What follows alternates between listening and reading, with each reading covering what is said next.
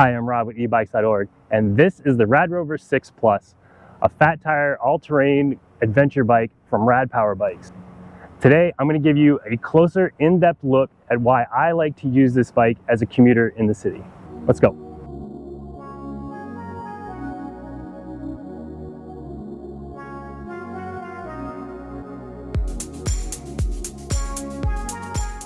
Let's talk about the assembly real quick. The Rad Rover 6 is super easy to put together. Rad Power Bikes gives you all the tools that you need inside the box. They have a nice little toolkit for you. There's inside of that is combination wrenches, Allen keys, and even a little screwdriver.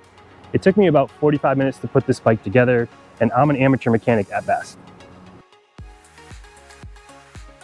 The frame on the Rad Rover 6 Plus is a 6061 aluminum alloy. It's a one-size-fits-all. Rad Power Bikes has an interactive display on their website that allows you to see how you fit on this bike. I chose the high step model with a crossbar over the top, but there is also a step through model if you have mobility issues or maybe you're vertically challenged. The wheels on the Rad Rover 6 Plus are 26-inch aluminum rims that are wrapped in Kenda Juggernaut tires with a K-shield lining to prevent any kind of punctures.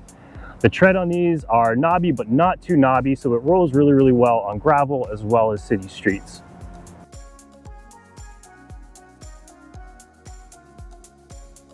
The rotors are 180mm rotors, and they provide plenty of stopping power for this massive rig.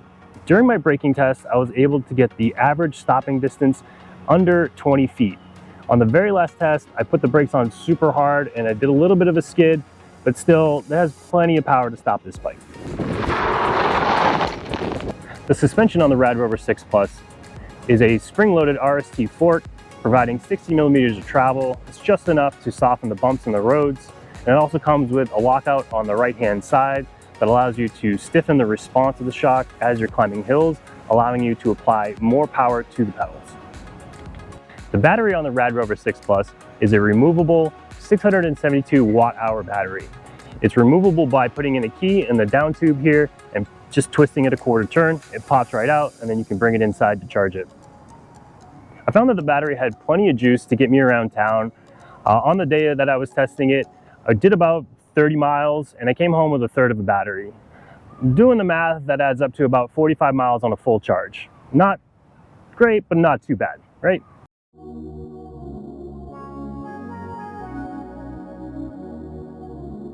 The drivetrain on this bike is powered by Shimano. We have the Shimano Acera derailleur right here, as well as a derailleur guard and a 7-speed cassette in the back.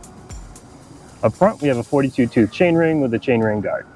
The Rad Rover 6 Plus is powered by a 750-watt brushless rear hub motor. Rad Power Bikes claims that this motor puts out just a little bit under that to keep up with regulatory compliance. I found that this motor had plenty of push to get me up hills. When doing a hill climb, I didn't really notice the motor kicking in or really helping me up the hill until I got to about pedal assist level 3. Once I hit that, I was able to get up the hill a little bit easier. 4 and 5, a drastic improvement on power. 5, I was able to actually sit down and cruise up the hill in my hardest gear. When riding this bike on flat roads, I found that pedal assist level 2 really made me feel like I was pedaling effortlessly, while 1 made me feel like I was riding just a normal bike without a motor.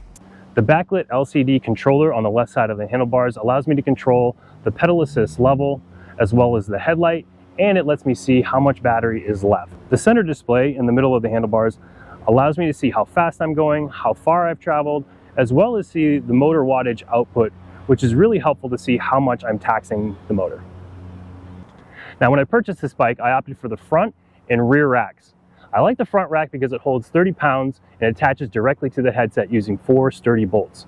Putting this together was super easy, and I really like the load capacity that it has. It's good for getting groceries, my camera gear when I'm filming these videos, and then the rear rack has space for your pannier bags, as well as multiple mounting points, and you can even hook up the rear taillight on this bike to the rack itself. Now, while I agree with Rad Power Bikes that this is definitely a good adventure bike, I love it for commuting.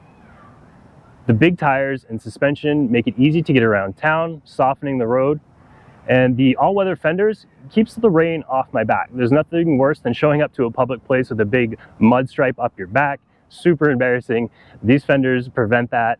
And then the cargo racks, they hold a ton of weight. I love to go to the grocery store, load it up with all my groceries, and I don't have to worry about if I'm overweight or not. There's 90 pounds of cargo that I can hold right now. That's more than enough groceries for me. So I'm actually going to call the Rad Rover 6 Plus an adventure commuter. A bike that you can zip around town and then jump on the gravel trails on the weekend and have some fun. Well, I hope you liked this review, and if you did, leave us a comment or give us a like, and make sure you subscribe for more e-bike product reviews coming up. I'm Rob at ebikes.org. We'll see you next time.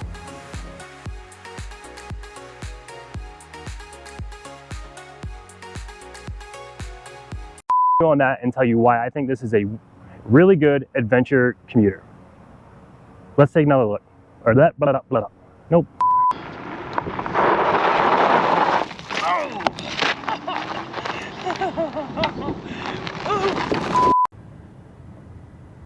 Hey there, I'm Rob with ebikes.org. Hey there.